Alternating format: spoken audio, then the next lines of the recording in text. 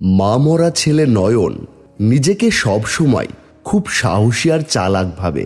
সাহসী প্রমাণ করার জন্য সে যে কোনো কঠিন কাজ করতে প্রস্তুত। সে মাছ ধরতে আর নৌকা চালাতে পারদর্শী। তার বাবা শহরে কাজ করেন, খুব কম সময় পান গ্রামে আসার। নয়ন, এই নয়ন, আর কত নাক ডেকে ঘুমাবি? অনেক তো বেলা হলো, স্কুলে যাবি নে? উফ, দূর, একটু ঘুমোতে দাও তো। স্কুলে যাওয়ার জন্য এখন অনেক সময় আছে, তুমি চিন্তা করো না তো। বলছি আমি। নয়ন, এই নয়ন, এই দেখো, স্কুলের সব বন্ধু এসে এবার তোর জন্য দাঁড়িয়ে থাকবে। বললাম যে তাড়াতাড়ি ওঠ। হয়েছে হয়েছে, উঠছি তো আমি, এবার তুমি যাও।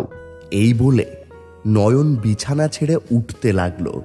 কি যে নয়ন, স্কুলে যাবি না নাকি এখনো পড়ে পড়ে ঘুমোচ্ছিস? না না, আমি তো সেই কোন সকালে উঠে গেছি। তোরা একটু দাঁড়া, আমি বই নিয়ে আসছি। হতচ্ছাড়া, মিথ্যা কেন বললি? এতক্ষণ পড়ে পড়ে ঘুমিয়েছিলি, তা না বলে বলছিস? দাদি, মানে আমি মানে না করে তাড়াতাড়ি স্কুলে যা। দাদু ভাইরা, তোমরা ঘরে এসো, নয়ন ততক্ষণে তৈরি হয়ে যাবে। নয়ন ও তার বন্ধুরা খাওয়া দাওয়া শেষ করে স্কুলের জন্য বের হয়েছে। স্কুলে যাওয়ার পথ ধরে তারা হাঁটতে হাঁটতে গল্প করছে।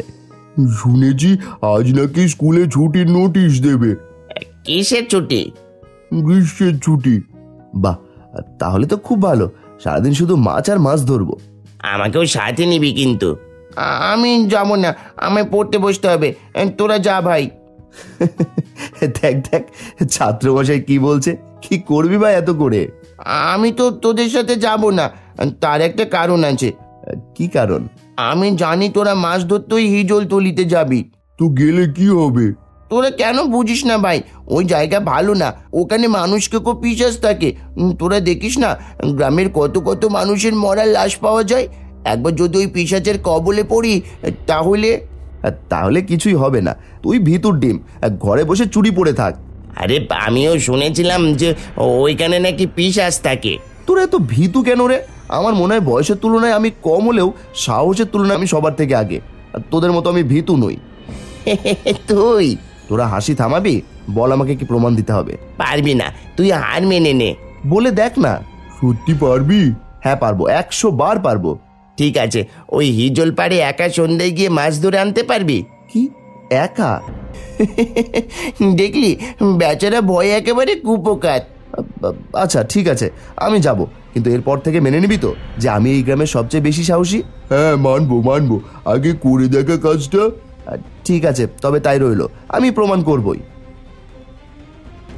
স্কুল থেকে ফিরে নয়ন তার ঘরে পায়চারি করছে আর ভাবছে কিভাবে কি করবে। সে যদিও অনেক ভয় পেয়ে আছে, কিন্তু তবুও বন্ধুদের কাছে হাসির পাত্র সে হতে চায় না। কি করা যায়, কি যে করি? আসলে যদি সেখানে কোনো পিশাচ থাকে, না না, ভাবলে চলবে না। সাহস রাখ নয়ন, সাহস রাখ, পারবি তুই। এই মুহূর্তে দাদি ঘরে ঢুকলো আর নয়নকে এইভাবে পায়চারি করতে দেখে তিনি অবাক হলেন। কি রে নয়ন, তুই অমন চোরকির মতো পাক দিচ্ছিস কেন? কি ভাবছিস তুই এত? না না দাদি, কিছু না। আসলে আমরা বন্ধুরা কাল সন্ধ্যায় ভাবছিলাম রহিমের বাড়িতে যাব, তার বাড়িতে গিয়ে সবাই একসাথে তার থেকে কিছু পড়া বুঝে আসবো। কিন্তু সন্ধ্যায় কেন যাবি? জানিস না সন্ধ্যার পর বাড়ির বাইরে তেমন যেতে নেই। আজকে ওই হিজলতলি থেকে এক জেলের লাশ পাওয়া গেছে। কথাটা শুনেই নয়নের হাত পা ঠান্ডা হয়ে যেতে লাগলো, তার কপালে ঘাম জমে গেল। দাদি তার এই অবস্থা দেখে হকচকিয়ে গেলেন। নয়ন, এমন ভয় পাচ্ছিস কেন তুই? কই না তো, গরমে মনে হচ্ছে ঘেমে যাচ্ছি। সর্বনাশ, কি হবে যদি আমি সেখানে যাই? তবে তার চেয়ে বড় কথা, সেখানে না গেলে আমি হেরে যাব। আর আমি তো না না না না, আমি হারবো না। দাদি, তুমি অত ভেবো না তো, তোমার নাতি ঠিকই ফিরে আসবে। ওই পিশাচ তোমার নাতির কিছুই করতে পারবে না। আমি যদি এখন হিজলতলি না যাই তাহলে ওরা... মানে কোথায় যাবি তুই? না মানে করিমের বাড়িতে যদি না যায় তাহলে ওরা মন খারাপ করবে যে। ঠিক আছে, কিন্তু তাড়াতাড়ি চলে আসবি। নয়ন ঘুম থেকে উঠে দেখল তার দাদি অনেক পিঠা, মাছের তরকারি, আরও ভালো ভালো খাবার রান্না করে সাজিয়ে রাখছে। নয়ন অবাক হলো আর দাদিকে জিজ্ঞেস করল, দাদি এসব কি, এত কিছু রান্না কেন করেছো? ওরে, তোর বাপ আসবে আজকে শহর থেকে, সকালে ফোনে কথা হয়েছে। খবর শুনে নয়ন যেন আরো বেশি খুশি হয়। সত্যি, বাবা আসলে তো কত মজা হবে, আমরা অনেক গল্প করব। হ্যাঁ, এখন যা, তাড়াতাড়ি খেতে আয়। বাবা কখন আসবে? বলেছে আবার ফোন করে জানাবে। দূরের পথ, রাত হলেও হয়তো হবে। রাতে তাহলে বাবার সাথে একসাথে বসে খাওয়া হবে। আমার তো দাদি ভাবতেই কত খুশি লাগছে। শুধু তোর একার খুশি রে? কতদিন হয়ে গেল ছেলেটা না জানি কি খায়, তাই তো আর যত্ন করে সব মজার মজার রান্না করছি। আমার ছেলে আসবে বলে কথা। নয়ন, এখনো সময় আছে, তুই হার মেনে নে। না না, আমি তৈরি আছি। ঠিক আছে, সন্ধে আমরা সবাই এখানে আসবো। আর নয়ন, তুই একা নৌকা বেয়ে মাছ মেরে আনবি, আমরা এই পারে তোর জন্য অপেক্ষা করব। ঠিক আছে। এখন তাহলে সবাই চল, সন্ধ্যের আগে আগে আসবি সবাই এখানে। ওই দিন সন্ধ্যায় নয়ন ও বাকিরা চলে আসে নদীর পাড়ে। নয়ন এবার একা নৌকা চড়ে ধীরে ধীরে যেতে থাকে হিজলতলি। যদিও তার একটু ভয় করছে। নয়ন খুব মাছ ধরতে আর নৌকা চালাতে পটু, তাই খুব তাড়াতাড়ি সে নৌকা চালিয়ে চলে গেল হিজলতলি। নৌকাটাকে নদীর পাড়ে রেখে সে যেতে থাকে হিজলতলির দিকে।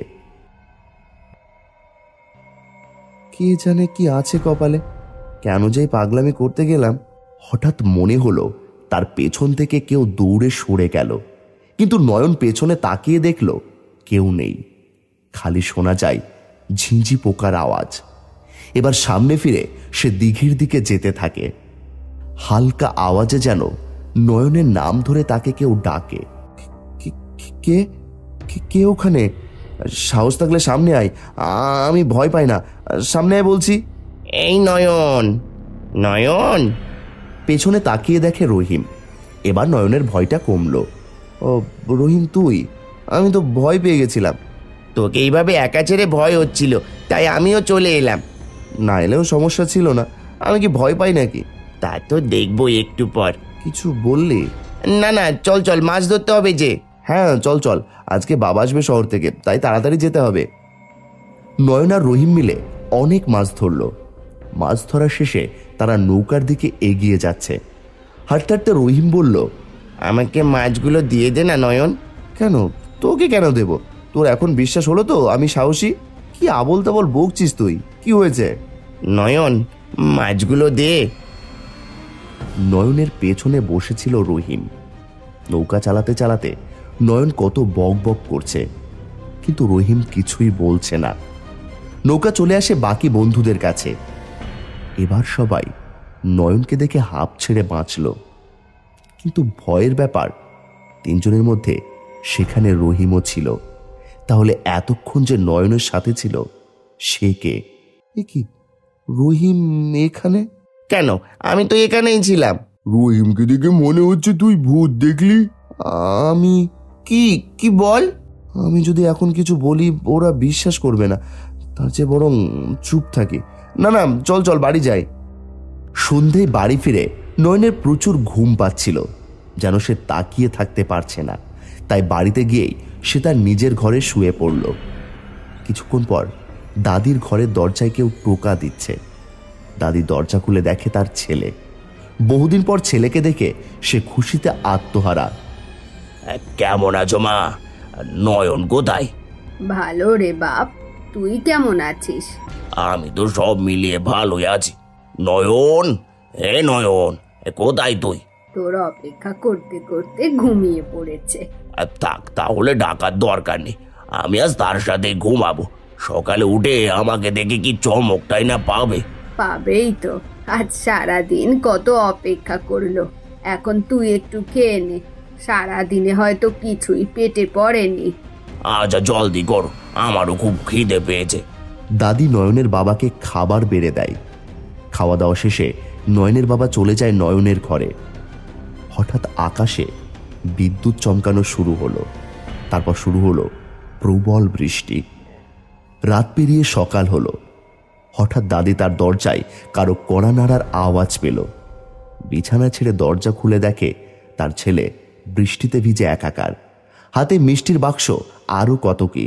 ভাই তাড়াতাড়ি এগুলো ধরো মা, রাতে আমার আসার কথা ছিল কিন্তু বৃষ্টির কারণে আটকে গিয়েছিলাম। আর নয়ন কই, ডাক দাও তো। দাদি হতবাক হয়ে দাঁড়িয়ে আছে। এটা যদি তার ছেলে হয় তাহলে রাতে কে এসেছিল? দাদি এবার তার ঘর থেকে বের হয়ে নয়নের ঘরের দিকে যায়। দরজা খুলে দেখে ঘরের দেওয়ালে দেওয়ালে শুধু রক্ত আর রক্ত।